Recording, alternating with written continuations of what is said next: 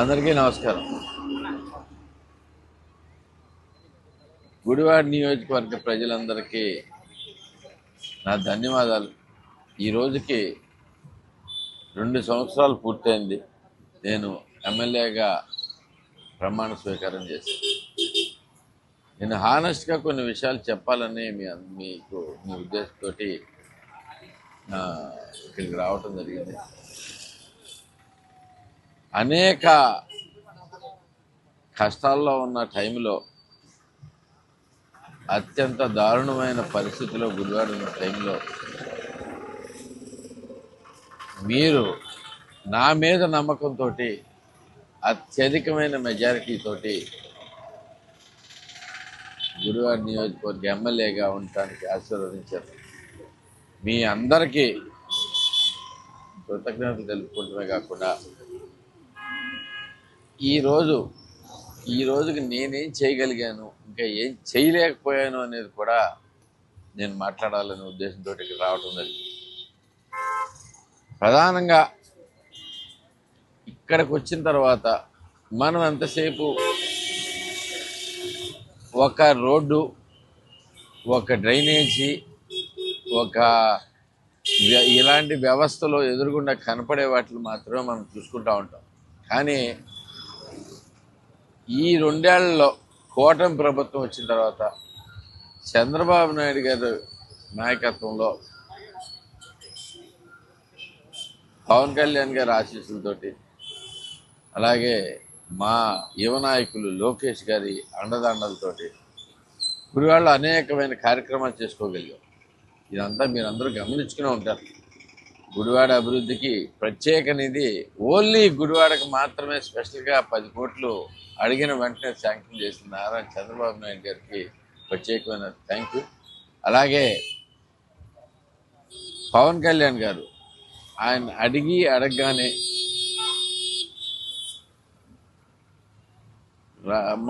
మన గుడివాడలో ఉన్న ప్రతి ఫిల్టర్ బెడ్ని బాగు చేయడానికి మనకి వెంటనే యాక్షన్ తీసుకుని అన్ని గ్రామాల్లోనూ మంచినీటి సదుపాయం అందించగలిగేట్లు చేయగలగటం చాలా ఆనందకరం.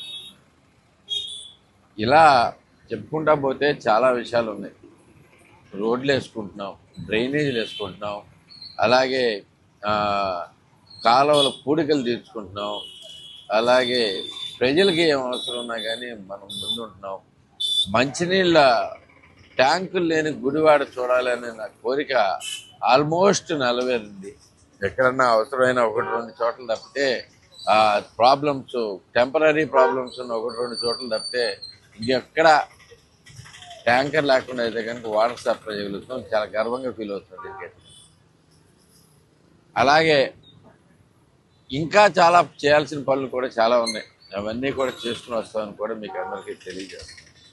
చేయాల్సిన పనుల్లో నాకు నచ్చి నేను 2 ఏళ్లలో నేను సాధించిన గొప్ప విజయం ఏంటంటే ప్రజల్లో వచ్చిన మార్పు. అది నాకు చాలా ఇంపార్టెంట్. ఒక వ్యవస్థ మీద నమ్మకం,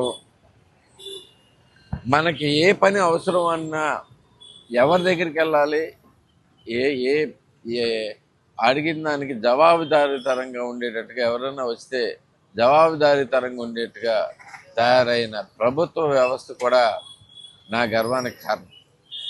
నిజంగా ఈ రోజున ప్రభుత్వం, ప్రజలు, రాజకీయం అందరూ కలిపి ఒక స్టేజ్ మీదకి వచ్చి అందరం కలిపి ఈరోజు నడుస్తున్న విధానం నాకు బాగా నచ్చింది.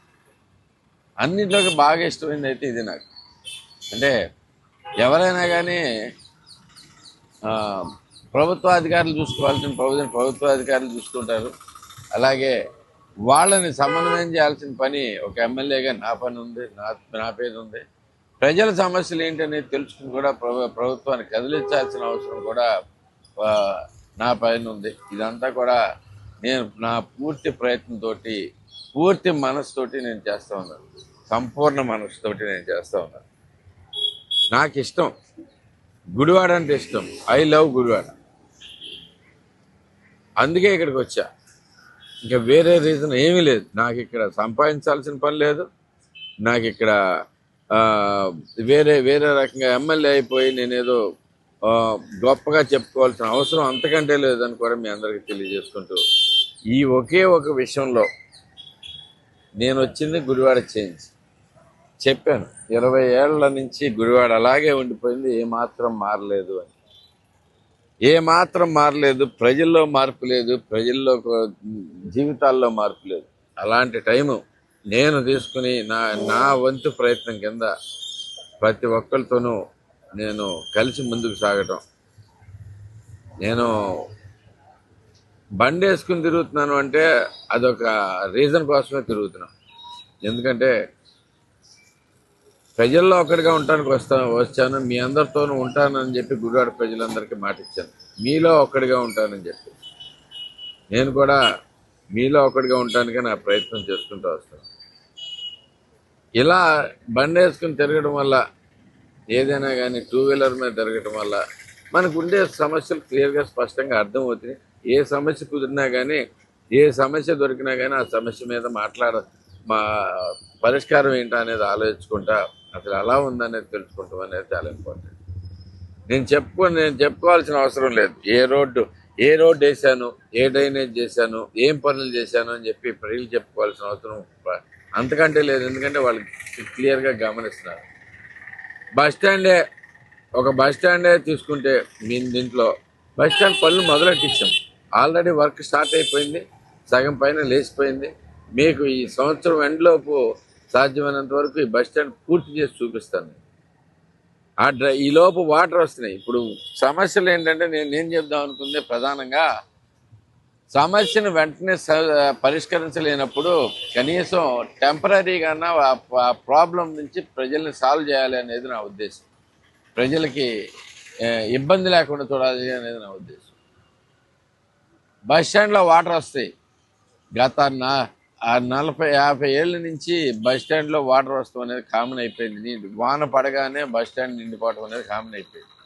అయితే ఏమాత్రం ప్రయత్నం వాటిని అలాగే వదిలేస్తే ఎప్పటికైనా కానీ 4-5 రోజులు కానీ తగ్గవు. నేను ధైర్యంగా చెప్పగలను. ఇవాళ ఓ వ్యవస్థను ఏర్పాటు చేసాం. వాన తగ్గిన గంటన్నర లోపు వాటర్ అంతా అక్కడ లేకుండా చేయగలుగుతాం. అలాగే ఎక్కడ ఏదన్నా సమస్య వస్తే ఇది నేను ఒక్కనే చేసింది కాదు, ప్రతి ఒక్కరిని నేను చేస్తున్నాను కాదు, అధికారుల్లోనే అవగాహన కల్పించి ఈ విషయం అంతా చేసుకురాగలిగారు. ఒక చెత్త వేసే ప్లేసు ఈ ఐ లవ్ గుడివాడ లెక్క చూసుకొని ఇదంతా ఎంత చెత్తగా ఉండేదో బేసిక్గా ఇక్కడే ప్రజలందరూ ఎంత దారుణమైన పరిస్థితిలో ఉన్నాయో తెలుసు అందరికీ. ఇది చేయడానికి ఒక కారణం ఉంది. మన గుడివాడిని మనం శుభ్రంగా చేసుకోవడానికి, మన గుడివాడి గురించి గర్వంగా చెప్పుకోవడానికి ఒక్క విషయం కూడా లేని పరిస్థితిలో ఇది ఇక్కడ ఐ లవ్ గుడివాడ అని పెట్టి ఇదంతా శుభ్రం చేయడమే కాకుండా ఐ లవ్ గుడివాడ అని ఈ బోర్డు పెట్టి మనం చేయబట్టి అనేక మంది గుడివాడ అనగానే ఈరోజు చూసుకోండి, గుడివాడ అనగానే ఏం చూపిస్తున్నారు. ఇంతకుముందు చూపిస్తానికే ఉండేది. గుడివాడ అనగానే మనకి ఆ మునిగిపోయిన బస్ స్టాండ్ తప్పితే వేరే చూపిస్తానికి ఏం లేని పరిస్థితిలో క్లియర్గా ప్రతి ఒక్కరు గుడివాడ అనగానే ఇదే కనపడుతుంది ఎవరికైనా. ఇది ఒక ప్రజల థాట్ ప్రాసెస్లో మార్పు కోసం నేను ఇది చేసుకుని వచ్చాను. జనాలు థింకింగ్లో కూడా డిఫరెంట్గా ఉండాలనే ఉద్దేశంతో నేను చేసుకొచ్చాను. ఇంకా చూస్తే మనకి డ్రైనేజీలు, మనకి ఇప్పుడు చూసుకుంటే వాటర్ ఎక్కడ ఈవెన్ మీరు చూసుకోండి ఎక్కడైనా కానీ బంటుమిల్లి రోడ్డులో అయినా కానీ వచ్చిన నీళ్ళు గంటలు వెళ్తే నీళ్లు నిలబట్టలేదంట్లా. ఈ వ్యవస్థ చాలా చేంజ్ చేయాల్సి ఉంది. ఆ ప్రయత్నాలు మొదలెట్టాం. కానీ వచ్చిన గంటలోపు, గంటన్నర లోపు, 2 గంటల లోపు నీళ్లు మ్యాక్సిమం ఎంత వానను బట్టి ఎక్కడ అనేది నీళ్ళు లేకుండా చేయగలుగుతున్నాం. నా కోరిక ఉంది, నాకు ఇంకా చాలా పెద్ద కోరికలు ఉన్నాయి. ఆ కోరికలు అన్నీ కూడా గుడివాడిని చాలా శుభ్రంగా ఉండాలి అనే కోరికని నేను చేసే తీరుతాను. మెయిన్ రోడ్ కూడా వచ్చేస్తుంది. దాంతోపాటు గుడివాడకి అనేక అభివృద్ధి కార్యక్రమాలు తీసుకొస్తాను కూడా మన ప్రీతం ముఖ్యమంత్రి గారితో మాట్లాడుతూనే ఉన్నాం రెగ్యులర్గా. ఆయన కూడా సానుకూలంగా స్పందిస్తున్నారు. మీరు